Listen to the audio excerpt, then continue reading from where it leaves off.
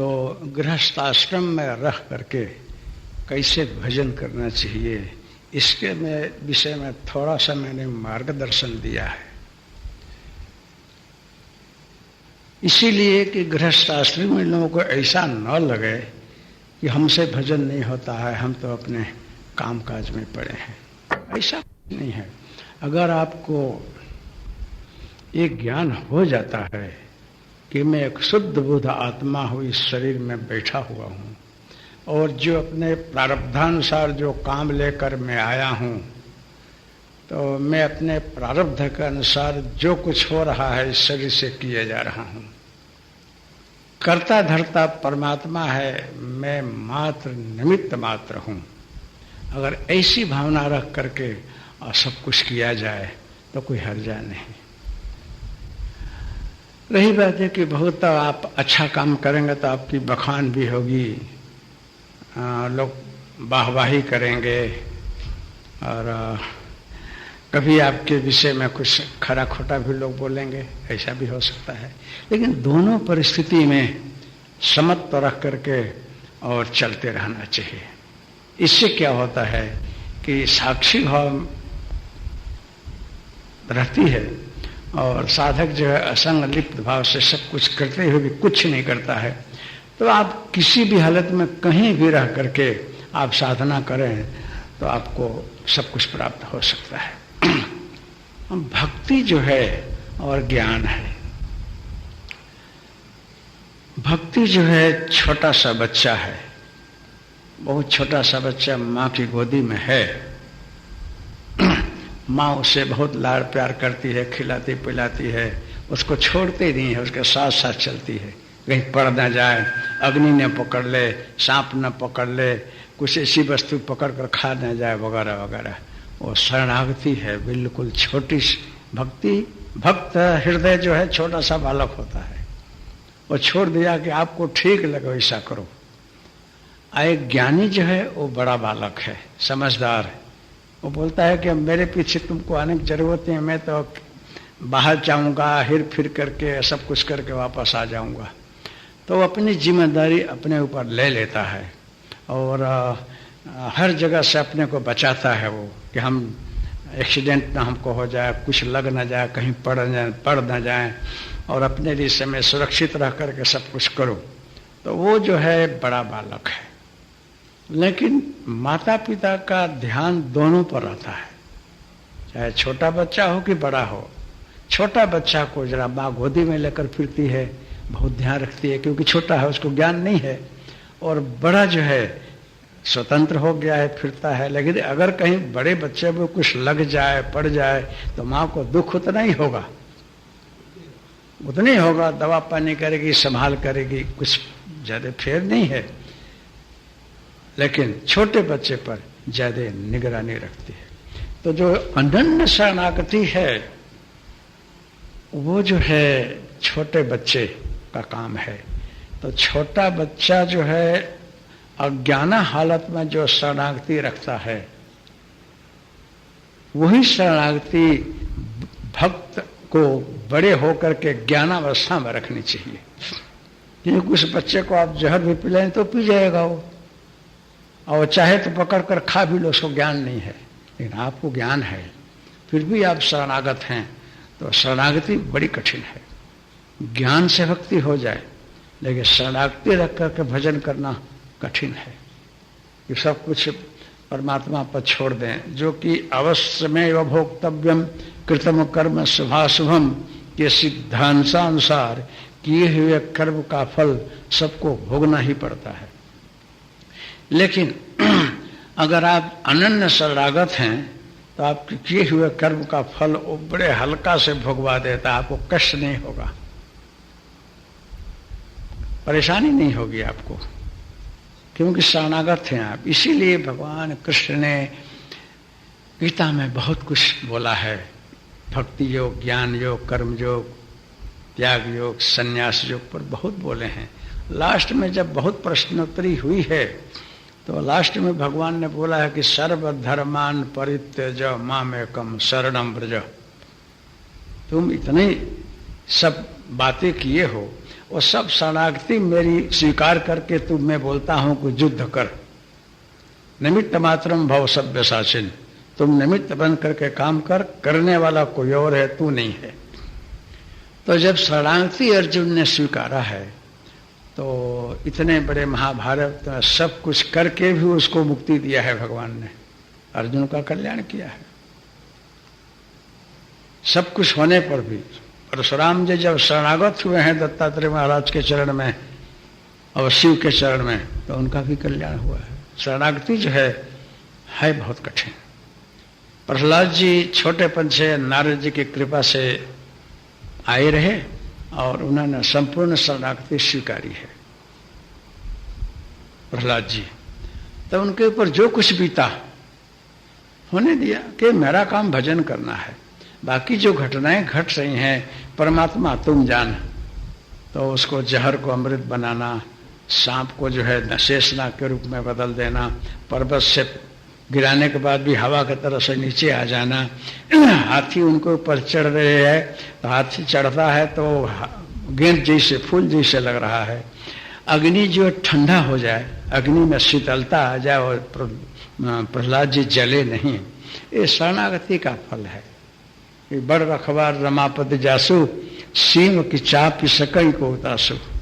जिसकी रखवाली परमात्मा करता है उसका कोई कुछ नहीं बिगाड़ सकता है। इसलिए शरणागति बड़ी अच्छी भक्ति है, लेकिन शरणागति बहुत कठिन है।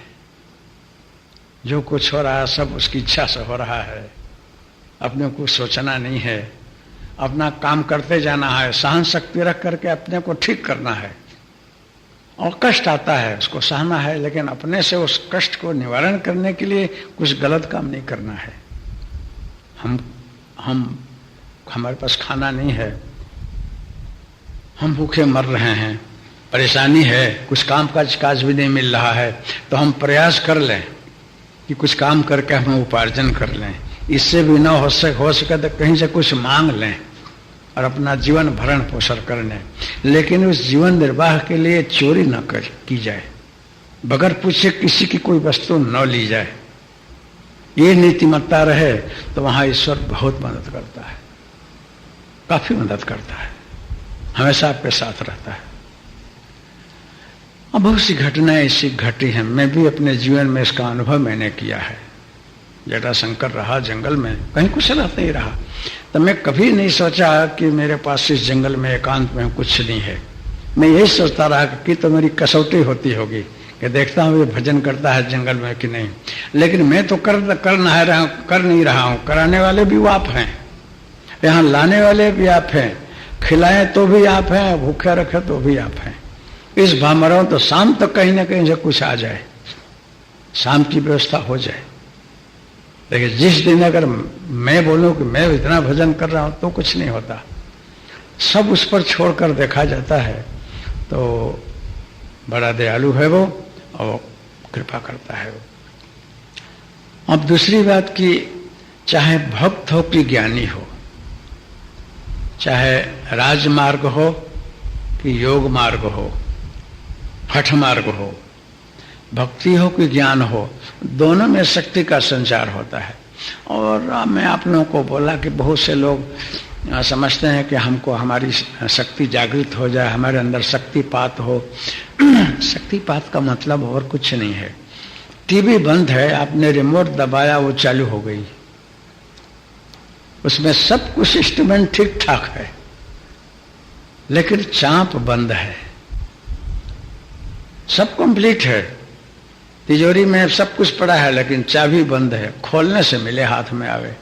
तो महापुरुष लोग, गुरु लोग रास्ता बता देते हैं। आप छोटे बच्चे हैं, पढ़ रहे हैं 8वीं 9वीं 10वीं कक्षा में कि 5वीं में, तो आप आगे जाकर के MA PhD होते हैं, बड़े विद्वान बन जाते हैं।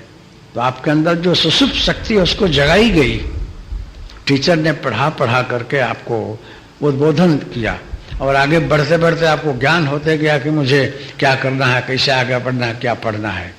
लेकिन बुद्धि तो आपकी है, शक्ति आपकी काम कर रही है, हम खाली उसको जगा रहे हैं, उद्बोधित कर रहे हैं। जैसे कि रोड में नल है, कभी ऐसे लोग पाइप चलाते हैं तो पानी नहीं आता है, है क्या कि पानी जो है वाशर को छोड़ दिया है, नीचे उतर गया है, तो एक डोल पानी उसमें डाला जाता है। डालने के बाद हिलाएंगे तो पानी का कनेक्शन जुड़ जाएगा, फिर वो सैकड़ों डोल पानी आप निकाला करो, आ जाता है। ऐसे ही हम लोग जो हैं अपने इच्छा शक्ति से आपके अंदर की सुषुप्त जो शक्ति है उसको हम जागृत कर देते हैं, जगा देते हैं, और कुछ नहीं करते हैं। तो वो जब शक्ति जागृत होती है तो फिर वो सक्रिय होती है। जैसे अब गाड़ी है, आज जब किक मारेंगे तो गाड़ी स्टार्ट होगी, जब स्टार्ट होगी तो थोड़ा हिलेगी, आवाज आएगा, गड़गड़ाहट होगी, फिर गाड़ी चलेगी। तो कभी कभी शक्तिपात होता है तो कभी कभी शरीर में झंझनाहट हो जाती है, कभी रोमांच हो जाता है, कभी कभी तो पसीना आ जाता है, कभी रोने हंसने का आ जाता है, क्योंकि जो कुछ अंदर दबा पड़ा है सब बाहर आता है। और कभी कभी शरीर हिलने डुलने लगता है, गोल गोल आगे पीछे फिरता है, और कभी कभी तो बिल्कुल लगता है कि सो जाऊं, भान नहीं रहता, पड़ जाते हैं लोग, मूर्छा सी हो जाती है। और कभी कभी रोना और हंसना भी आता है। तो ये शक्तिपात के लक्षण है।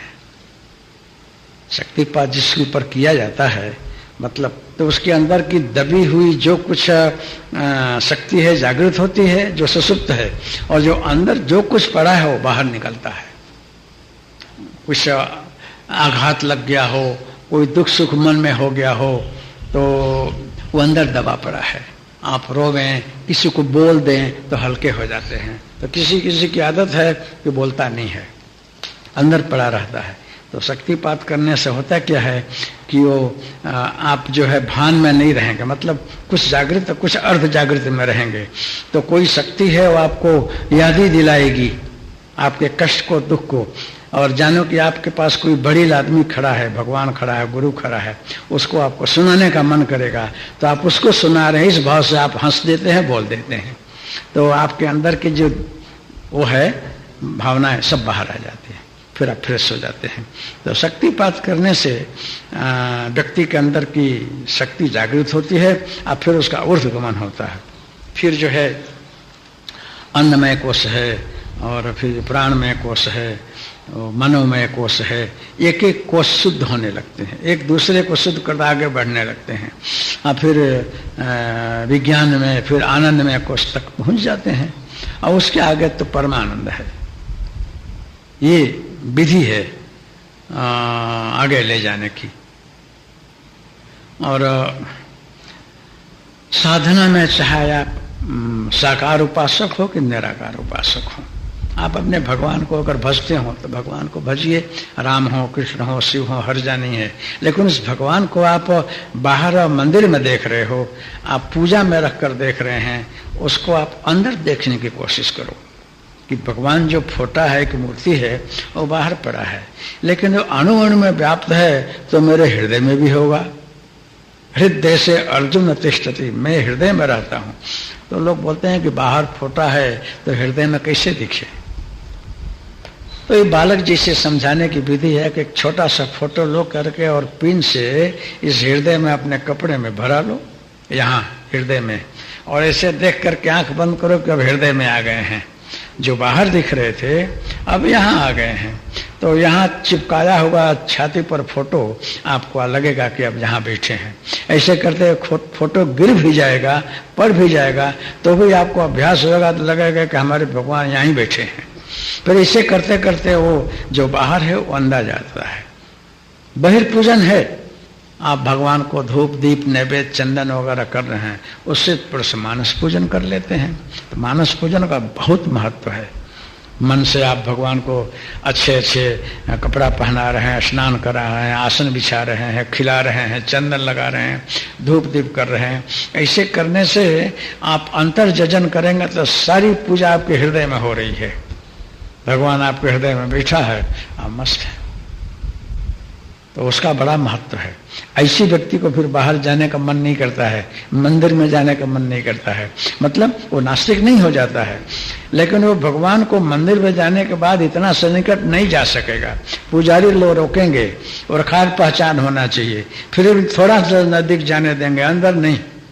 और हमारे भगवान तो मेरे हृदय में बैठे हैं। मैं हाथ से चंदन लगाता हूँ, न आरती करता हूँ, न पूजन करता हूँ, तो क्यों नहीं मैं इस भगवान का पूजन करूँ। तो अंतर जजन करने से साधक की अवस्था भी अच्छी आती है। अब उसको कुछ बाहर जाने की जरूरत नहीं होती है। फिर भी वही मंदिर में इधर गया तो हाथ जोड़ लेता है, नास्तिक नहीं है। कोई कोई जो है और भगवान के मूर्ति को की फोटो को नहीं मानते हैं, वो हर जगह चैतन्य स्वरूप देखना चाहते हैं। तो चैतन्य स्वरूप में वो अपने को ओंकार में देखते हैं। प्रणव जो है अ उ म, जागृत स्वप्न सुसुप्ति सत रज तम, ये है क्रम है इसका। तो जो लोग ओंकार में देखते हैं तो अपने को एक ओंकार के बीच में, आंख बंद किया, हम ओंकार के बीच में बैठे हुए हैं। बहुत सा फोटो आप देखेंगे ओम में होगा भगवान का। तो मैं ओंकार के अंदर बैठा हूं और चारों तरफ इस ओंकार के चारों तरफ प्रकाश निकल रहा है। उस प्रकाश के बीच में मैं बैठा हूं और नाद चल रहा हो, मंद गति से ओंकार चल रहा है और सुंदर सुंदर ध्वनि बिखर रही है और परम शांति हमको लग रहा है। मैं उस ओंकार के बीच में शांति के अंदर बैठा हूं, बड़ा शांत वातावरण है। मैं ओंकार के बीच में बैठा हुआ हूं। ऐसे करते करते मेरा स्थूल भी नहीं रहता है, मैं खुद ओंकार बन जाता हूं, खुद मैं प्रणव ही हूं। इस भाव में शून्य में बैठा रहता हूं। तो ये जो प्रणव है, इस प्रकार का अभ्यास करते करते वो अंदर में उतर जाता है, तो अंतर नाद शुरू हो जाता है। उसको ही हम अनहद नाद बोलते हैं। अनहद नाद वही है कि सतत ओंकार ध्वनि चल रही है।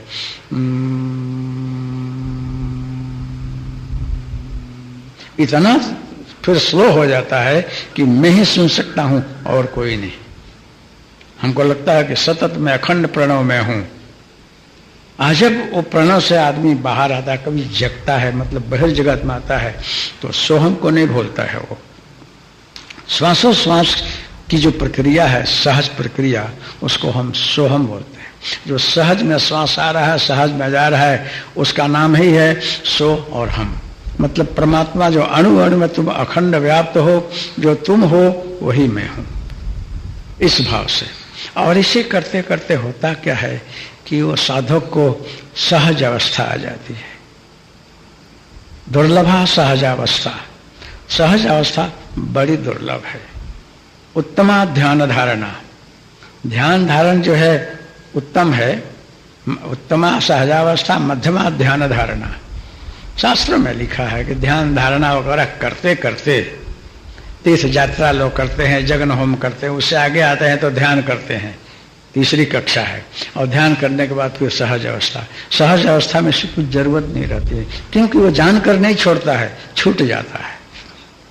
यज्ञ होम पूजा पाठ आदत पड़ी है, करना चाहिए, लेकिन होता नहीं है, छूट जाता है। तो इस स्थिति में साधक बैठा हुआ है, शांति से बैठा है। जहां भी बैठेगा वो अपने स्वरूप में तल्लीन रहता है। अंतर्लक्ष्यम बहिर्दृष्टि निमेषोन्मेष वर्जिता है। दृष्टि अंतर्मुख हो जाती है, दिखता है बाहर, बाहर दिखता है, मतलब दृष्टि खुली रहती है, लेकिन दिखता है अंदर। और बड़ी मस्ती रहती है, आनंद आनंद रहता है उस समय, बड़ी मस्ती रहती है। तो सहज अवस्था का मतलब बगैर कुछ किए ही अपने स्वरूप में मस्त रहना। ये कृपा साध्य है, पुस्तक पढ़ने से, लेक्चर सुनने से और कि लिखने से नहीं होता है। ये कृपा साध्य है। ये अनुभव करके देखा, काफी पढ़ा, अभ्यास भी किया, लेकिन दत्त महाराज मिले तो जो है, जो अवस्था का अनुभव हो रहा उसका थोड़ा मैं वर्णन कर रहा हूँ। अब मैं भी जब कहीं बैठता हूँ पूजन में, तो हमसे पूजा नहीं होती है, तो नास्तिकता नहीं है, होता ही नहीं है। जल में, आत्मनि में, पंचपात्र में, हर जगह वही वही है। किसको? भगवान को क्या चढ़ा देना, उसी को क्या खिला देना। अखंड मस्ती सोहम की चल रही है, अब क्या लेना देना है। तो ये वर्णन तो बहुत नहीं किया जा सकता है, लेकिन अभ्यास करने से न कृपा उतर जाए तो ये होता है। अब सब अवस्था आ सकती है। आप जो हैं बोला ना कि आगे भी बोल गया हूँ कि आप समाधि में बैठ जाओ महीनों महीनों, 10 घंटा भी शांति में आप बैठ जाए, बड़ी शांति लगेगी। लेकिन उठने के बाद ये संसार में जाना है, इसके प्रवृत्ति में लगना है और अनुकूलता प्रतिकूलता का अनुभव करना है, खट्टा मीठा तीखा सुनना है, तो आपको असर न हो तो अच्छा है। वो सच्ची समाधि है। जत्र जत्र मन आ जाती तत्र तत्र समाधयः। हमेशा अपनी मस्ती बनी रहे। समय पर आप कभी डांट भी लो, प्यार भी कर लो, झगड़ भी लो, लेकिन एक सेकंड में आप फिर अपने स्वरूप में आ जाते हो। वो उत्तम अवस्था है, वो सहज है। सहज में कुछ करना नहीं होता है, उसमें कुछ ध्यान करने को नहीं होता है, समाधि लगाने को नहीं होता है, पैर ऊंचा नीचा करने को नहीं होता है, सीधा कि बांका बैठने का कोई फर्क नहीं पड़ता है। कहीं भी आप हों आप ध्यानस्थ रहेंगे, चलते फिरते उठते बैठते खाते। आप बाथरूम में गया वहां भी ध्यान लग जाएगा, आप बैठे रह जाओगे, ख्याल नहीं रहेगा। ये सहज अवस्था है, उसमें कुछ शुद्धि अशुद्धि कुछ नहीं है। वो एक परमहंस अवधूत अवस्था है, वो उसमें कुछ। तो ये आता कैसे है, ये स्थिति कैसी आती है, ये स्टेज कैसे आता है? ये सही आता है अभ्यास करते करते। जब अभ्यास आप करेंगे तो सब कुछ करते करते आप अपने सुबह शाम जो साधना में तल्लीन रहेंगे तो स्नेही स्नेही ये हो जाता है। आज जब आपका गृहस्थाश्रम व्यवस्थित हो जाता है, बाल बच्चे कुटुंब अपने कामकाज में लग जाते हैं, संभाल लेते हैं, तो अपना फर्ज है कि अब थोड़ा समय ज्यादा इसमें देना चाहिए। बहुत कुछ किया अपने गृहस्थाश्रम के लिए, कमाया खिलाया, अब थोड़ा अपना स्वरूप का ज्ञान कर लो, इसलिए अब इसमें उतर जाए। इसमें उतरने से काफी समय इसमें दिया जाएगा, लिखने में, बांचने में, सुनने में, ध्यान में। तो धीरे धीरे धीरे धीरे धीरे धीरे आपकी स्थिति अच्छी हो जाएगी। तो ऐसे करते करते जो आपने पूछा कि सहज अवस्था क्या होती है, तो सहज अवस्था अवर्णनीय है। सहज अवस्था है कि चलते फिरते उठते बैठते भी अपने स्वरूप को नहीं भूलना। जैसे कि सारे दिन आप बिजनेस व्यापार धंधा में रहते हैं, कहीं कहीं बाहर आते जाते हैं, लेकिन आपका घर विस्मृत नहीं होता है। अपने बाल बच्चों को नहीं भूल जाते हो, आप माँ बाप को नहीं भूलते हैं। आए आपको याद ही दिलाने की भी जरूरत नहीं है कि आपको घर की यादी है, ये हमको सतत यादी है, लेकिन वो यादी अंदर में है, वो यादी अंदर में जागृत है, लेकिन बहिर्जगत में अपना कर्म जो कर रहा हूं, बहिर्जगत में मैं सब कुछ कर रहा हूं, करते करते भी वो स्मृति नहीं जा रही है जो अंदर की है। वो सहज है, वो नहीं भूला जा सकता है। अपने माता पिता बाल बच्चे घर को कोई नहीं भूलता है। तो ये सब व्यवहारिक काम करते हुए भी जो मूल स्मृति नहीं जाती है, वैसे ही साधक अपने इस जगत में सब कुछ करते हुए कर्मयोग में लगे हुए